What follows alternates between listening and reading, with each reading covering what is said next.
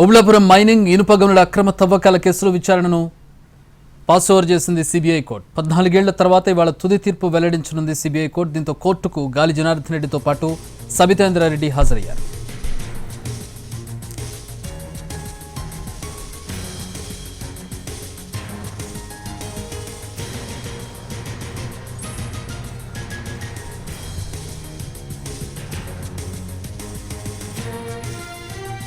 కర్ణాటక ఆంధ్ర సరిహద్దుల్లోని అనంతపురం జిల్లాలో ఉన్న ఓబుళాపురం మైన్స్లో ఇనుప అక్రమ తవ్వకాలు జరుగుతున్నాయని 2009 డిసెంబర్ 2న సిబిఐకు ఫిర్యాదు అంది. రోషయ్య సర్కార్ ఇచ్చిన ఫిర్యాదుతో కేసు నమోదు చేసి దర్యాప్తు చేపట్టింది సిబిఐ. గాలి జనార్దన్ రెడ్డి, మాజీ మంత్రి సబితేంద్రారెడ్డిపై అభియోగాలు మోపింది. ఓఎంసీ అక్రమాల కేసులో మాజీ MD BV Srinivasa Reddy, mining director Valmiki Rajagopal, మాజీ ఐఏఎస్ అధికారి కృపానందం, గాలి జనార్దన్ రెడ్డి వ్యక్తిగత కార్యదర్శి ఎం అలీఖాన్లపై కేసు నమోదు చేసింది. మొత్తం 219 మంది సాక్షులను విచారించి 3400 డాక్యుమెంట్లతో 2011లో ఛార్జ్షీట్ దాఖలు చేసింది. 884 కోట్ల రూపాయల ప్రజాధనం లూటీ చేశారని ఈ ఛార్జ్షీట్లో ప్రస్తావించింది సిబిఐ. మొత్తం 9 మందిపై సిబిఐ అభియోగాలు మోపింది. ఐఏఎస్ శ్రీలక్ష్మిపై కేసును హైకోర్టు కొట్టేసింది. ఒక నిందితుడు మృతి చెందాడు. మిగిలిన 7 నిందితులపై ఇవాళ తుది తీర్పు వెల్లడించనుంది సిబిఐ కోర్టు. ఈ నెల 10వ తేదీలోపు తీర్పు వెల్లడించాలని సిబిఐ కోర్టును సుప్రీంకోర్టు ఆదేశించింది. పూర్తి స్థాయి విచారణ జరగడంతో ఇవాళ తుది తీర్పు ఇవ్వనుంది సిబిఐ కోర్టు.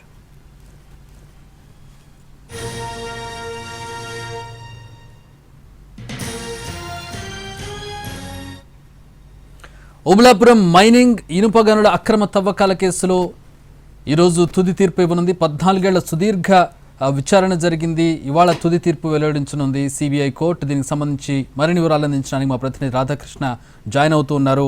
రెట్రోస్పెక్టంలో రాధాకృష్ణ, కేసుకు సంబంధించిన కీలక విషయాలేంటి, తుది తీర్పుకు సంబంధించిన అంశాలేంటి?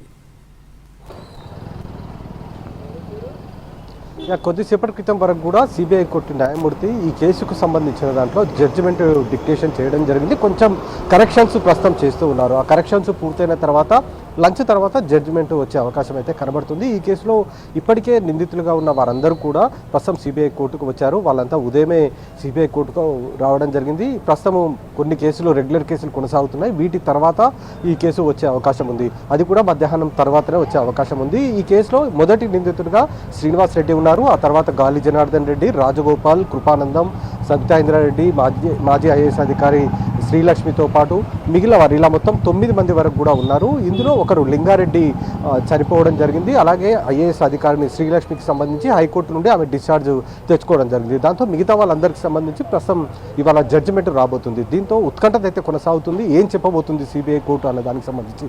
ఎందుకంటే 2009 డిసెంబర్లో కేసు నమోదైతే 2011లో శ్రీనివాస్ రెడ్డితో పాటు జనార్దన్ రెడ్డిని అరెస్ట్ చేయడం జరిగింది. దాదాపు 2 ఏళ్ల పాటు సమయం పట్టింది వీళ్ళిద్దరిని అరెస్ట్ చేయడానికి కూడా. వీళ్ళు ప్రతిసారి కూడా హైకోర్టుకు వెళ్ళడం, అక్కడ దర్యాప్తు పైన స్టే తెచ్చుకోవడం, మళ్ళీ దాన్ని సిబిఐ వెకేట్ చేయించడం, ఈ విధంగా దాదాపు 2 ఏళ్ల పాటు సమయం పట్టింది. ఆ తర్వాత 2011 సెప్టెంబర్లో వీళ్ళని అరెస్ట్ చేయడం జరిగింది.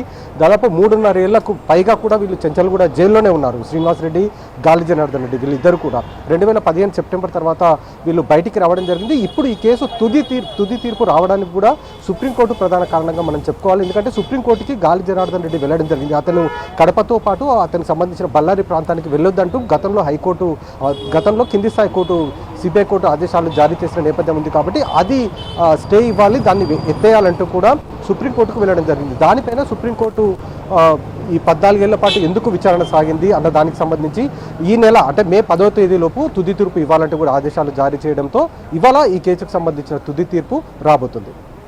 Thanks for the updates Radhakrishna.